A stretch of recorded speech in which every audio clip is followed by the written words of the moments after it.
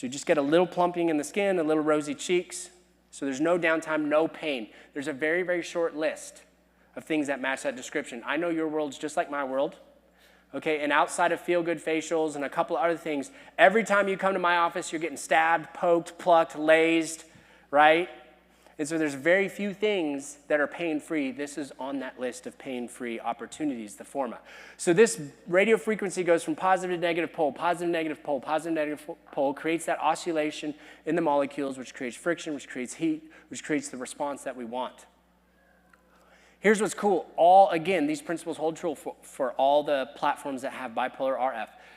This single-handedly, friends, is what gave me confidence in this company and why I chose to use these in-mode devices. Now, I grew up in the days in fellowship where we used everything under the sun. If you name it, I've had it in my hands, either purchased it and used it or used it in fellowship. And the one thing I found early on was inconsistency of results. Like sometimes things would work, sometimes they wouldn't. And it usually had to do with not so much the technician, but the technology, right? Like, for example, I'm not here to bash on any other, that's not my job. I'm here to help you guys. But when you think way back on like the laser lipo days, I mean, we're kind of past that smart lipo. That was 2010, 2008. But the problem, it was a great first step. Same kind of thought process, create heat for skin contraction. But the problem was that the temperatures were so inconsistent. Sometimes I'd get them, sometimes I wouldn't, sometimes I go way past them. There's no good temperature monitoring. In every in-mode device that's using bipolar radio frequency, there's thermistors that measure the temperature 1,000 times per second. So what does that mean for you as a provider? Safety.